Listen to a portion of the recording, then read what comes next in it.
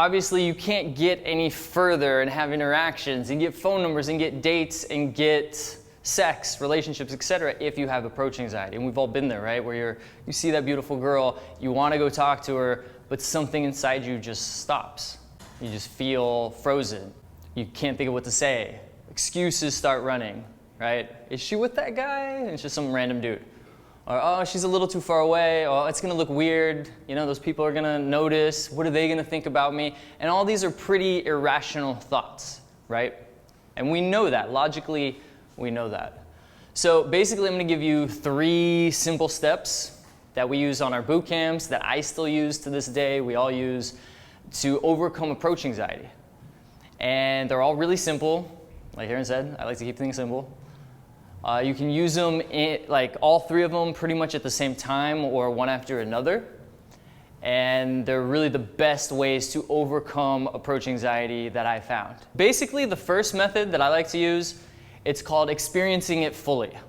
Because the tendency when we have that feeling in our body, that churning feeling, you know, in your stomach, the butterflies, whatever it is, you know, I think it's different for everybody, is we want to fight that feeling, right?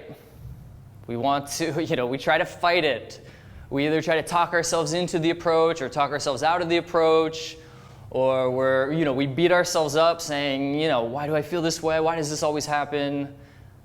And we just try to fight that feeling. And then what happens? The girl's gone, the feeling goes away, and then it happens again. Next beautiful girl that comes in. Or we get to the point where you don't even feel it anymore because we don't even think about approaching anymore. You're just like, oh, beautiful girl, okay, focus back on whatever I was doing. Go to work, go here, whatever it is. Right? You guys with me? You guys know what I'm talking about? Okay. So the first method is experience it fully. So instead of fighting it, you embrace it.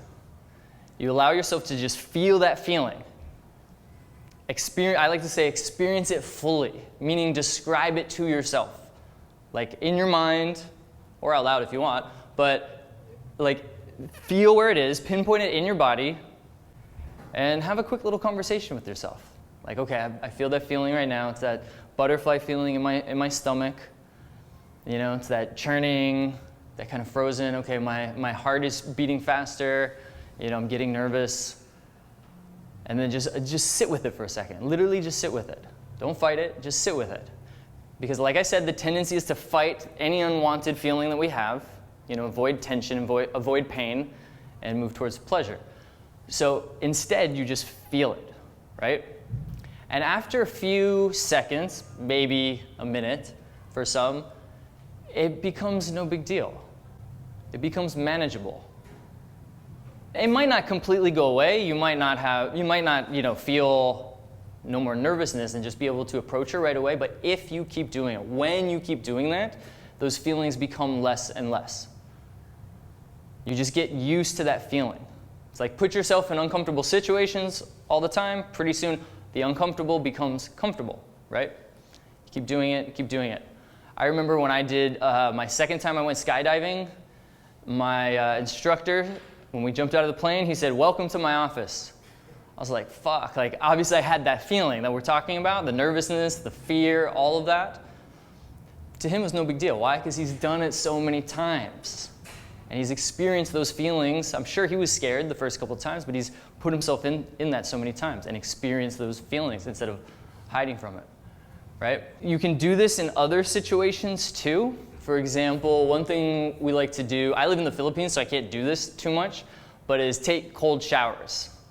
Like freezing cold showers. You can definitely do it here in New York, at least in the wintertime. I tried to do one today, it wasn't very cold. But that creates pain, in a sense, physical pain, you know, emotional pain. Even just like the cold water is there and you want to like step into it, and you're like, fuck, I don't want to. It's 7 o'clock in the morning, I don't want to put myself in there, but you just do it. And you just put yourself into that tension and you experience it, right? You experience that cold water, that uncomfortable situation.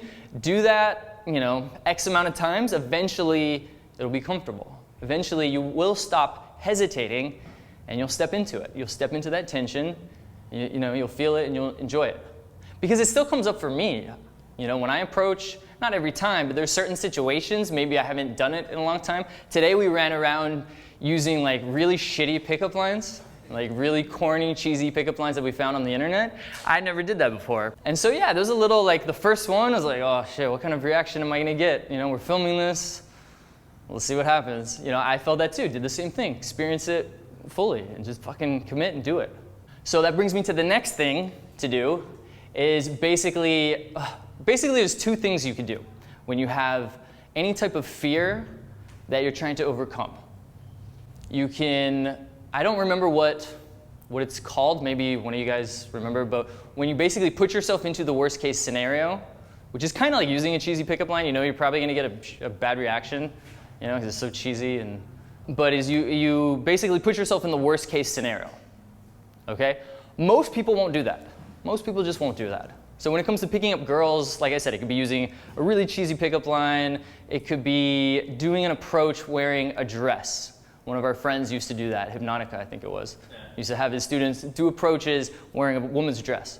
Like things like that, putting yourself in that like scary situation, because then doing an approach not wearing a dress or doing an approach when you're using a good pickup line is gonna be a lot easier, right? So you put yourself in the worst case scenario first. So I encourage you guys to do that, but most guys won't. So the other process to overcome any fear is called progressive desensitization, where you start off small and you work your way up. So example, with like a fear of spiders, the putting yourself in worst case scenario would be like dumping a shitload of spiders on top of you, freaking the fuck out, but then afterwards realizing it was okay. You know, I didn't die, I'm still here, and then hopefully, in theory, you won't be as afraid of like one little spider since you've already put yourself in that situation. Progressive desensitization is basically you start small. So you see a picture of a spider and that's a little scary, but then after a second you're like, okay, it's just a picture. And then you have a spider in a box on the other side of the room. That's scary, but then eventually it's not. They move it closer and the process repeats until it's in your hand and it's not so scary. So with picking up women, how can you guys do that? Any ideas? What could you start off with? Go ahead. Start off with 5s and 6s. Okay, you can start off with girls you're not that attracted to. That's one thing I did when I first got started because I knew I could go through the whole dating process with them and get good at dates, you know? So that's actually good for a few reasons, for approaching and for just getting good at the whole process. Because, you know, if I was approaching only like, you know, 9s and 10s, then I wouldn't, at that time especially, not get as many phone numbers and dates. So I wasn't very good at dates. So I started with girls I wasn't as attracted to. So that's one thing you can do. What else? Don't focus on the outcome. Say it again? Don't focus on the outcome. Don't focus on the outcome? Okay. Have no goal. Right. Have no goal. So with doing that, what's something really small and easy that you could say to start off with? Like what's the easiest thing you could do? With no outcome. You're not trying to get a phone number. You're just trying to do something. Oh, go on Tinder. Okay, well that's not even approaching. Yeah, but I mean, you start off small. You see the picture of the girls, get the likes. True. See if she replies, and then if she likes you back, you get the match. Start replying slowly. Yeah, that is true. Just talk to people. Okay. So when you see that beautiful girl, instead of thinking like I got to get her phone number, I got to do, you know, whatever, I got to attract her, say, okay, I'm just going to go say something. And the easiest something to say for most people is just asking for directions. And if you want to start out even below that, for some people that's a lot. That's, you know, a big deal. That creates a lot of anxiety and they don't do it. Even just walking towards her. You see that beautiful girl that you want to go talk to, and you just say, okay, I'm going to walk towards her. And just walk towards her. And once you get up to her, you just turn the other way. Walk past her or turn around. If you did that however many times, 10, 20, 50 times, eventually that's going to be really easy, and you're going to condition yourself to just go. When you see a beautiful woman, you're just going to go because you've done it so many times, right? So then the next step, you've done that, now just ask for directions. So you see the beautiful girl, you've already conditioned yourself to go, like literally, girl, go. It's like gravity just pulls you towards her at that point because you've done it so many times. You ask her for directions. And that's it. She tells you it's over there. You say, awesome, have a great day, and you move on. And you do that until it's manageable, until it doesn't create so much tension and anxiety. Even if there's still a little bit, that's okay. But eventually, you know, it'll be a lot less than in the beginning. And then you move on to the next step, which could be just making a little comment about something she's wearing or something she's doing. Or, hey, wow, you're a lot nicer than the last person I asked. You're not from here, are you? That's actually a good one for New York because, I mean, I think people are very friendly in New York from my experience, but the stereotype is, not so much. So, does that make sense? Just do that X amount of times until it's manageable, until you're comfortable with it. Then add in a compliment. And you can just do that from the asking for directions and just saying, actually, the real reason I want to talk to you is because I thought you were really cute. She says, thank you. Say, anyways, have an awesome day. And that's it. You leave. You don't keep going because you just start small. But you keep going, you keep doing that until you're doing a whole approach, until you're getting phone numbers. It sounds easy, right? Because it is easy. So that's the second way, progressive desensitization. And you see how you can do both of those together. The first one, experiencing it fully. And then the second one, starting small, working your way up. It's just baby steps. That's all it is. And you can apply that to so many different things, so many different fears, anything you're hesitant to do. I mean, there's things in work you can apply that to. It's like, authors, they just say, just sit down and just start typing something. Just do something. It's the same thing. That's all you're doing is you're doing something. Even just showing up, saying, I'm going to go to the park today for an hour. It's like going to the gym, Half the battle is just showing up to the gym. You're probably going to do something once you're there. Go to the park for an hour, you'll probably do something. And if you're not doing anything, then go back to what we're talking about. Progressive desensitization and feeling it in your body. Do both of those. Now the third one is basically tricking yourself into it. I was calling it the chicken exit, but that's not very empowering. What do we call it? I forgot now. I think you changed the name, right? Anyways, basically what it is, it's similar to progressive desensitization, baby steps. It's when you want to see a girl, you want to approach her, and maybe you've done the progressive desensitization, but the approach anxiety can still come up, right? You've gone through those steps, and now you've gotten some phone numbers, but then you haven't done it in a week or a month because of whatever. You should be approaching more often than that, but life comes up and you didn't. And then you have anxiety again. We'll go through progressive desensitization again, but what you can do when you see a girl that you want to approach, instead of thinking, I gotta go attract her, I gotta go get her phone number, or wow, she would be an amazing girlfriend, maybe. Having those kind of thoughts, like wow, she's so beautiful. Just think, I'm gonna go ask her for directions. I'm just gonna go ask her the simple question. Maybe I'll take it further, maybe I won't. Right? It's just like a roller coaster when when I was a little kid, I think 5 or something, I was terrified of roller coasters, and my mom dragged me on to one. And they have a chicken exit at the top. So you can basically say, okay, I'm going to go in line, but I don't know if I'm going to ride the roller coaster yet. I'll think about it. And by the time you get up there, you can either take the exit or you can ride the roller coaster. It's the same thing, in a sense. You're tricking yourself to go approach her. You're saying, I'm just going to go ask her for directions. You can even think, if she has a good reaction to me asking for directions, then I'll take it further. Meaning, if she says, oh, yeah, Starbucks is over there, and, a little bit of a smile, just a positive tonality, energy. But if she's like, oh, I don't know, something like that, you just say, okay, well, have an awesome day. Because if she gives you a positive answer, like, oh, and, smile, I mean, you'll get a smile often just by asking somebody for directions. You'll get a smile. She's going to give you a good reaction when you go direct and you say, actually, I'm not looking for that. I just saw you here and I had to come over and say hi to you. I thought you were really cute, or whatever, something like that. She's going to give you a good reaction. It's very unlikely that she's going to be like, oh yeah, Starbucks is over there. And then she's like, oh, wait, you're hitting on me now?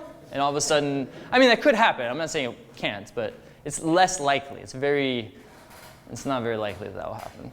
So you just trick your mind. You say, I'm going to go ask her for directions. Maybe I'll take it further. Maybe I won't, based on her reaction. Okay? So experience it fully. You can do that before you approach every single time, even if you're just going to ask for directions. If you feel anxiety, feel it in your body, experience it. Progressive desensitization, taking small steps. Start with wherever you're comfortable with. And just make a commitment. You've got to make a goal. You got to say, I'm going to do this every day, 5, we call them warm-up approaches, where you just ask for directions. Just do something small. It's like a small little approach. May not go any further than that. Have a number that you do every day. and then use the chicken exit. We'll call it the non-committal approach, where you see her and you just say, I'm gonna go ask for directions, and I'll take it further if she seems nice, or if I feel like it, and if I don't, that's okay. And if you don't, that is okay. Like, don't beat yourself up if you didn't take it further. After she leaves, congratulate yourself. Say, fuck yeah, I did it. Okay, next time, next girl, maybe I'll take it even further, and I'll take it further next time. That's it.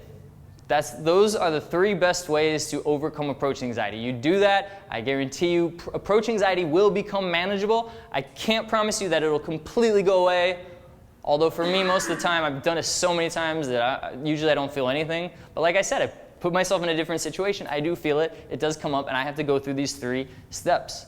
And it works. You'll get over it quickly. It'll become manageable, and at least you'll be able to approach and get results. Thanks, guys.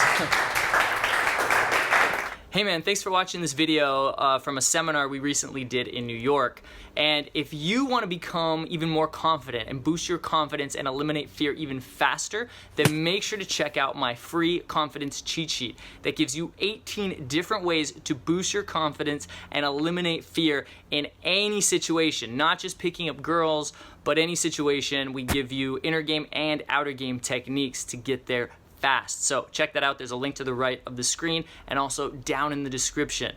And if you want us to help you out in field and personally mentor you on how to approach women and give you live in-field feedback, then check out our bootcamp schedule. We got bootcamps all over the US and all over the world. We're coming to Europe soon and even Asia. So check that out and make sure to subscribe to this channel, and I'll see you in the next video. Cheers.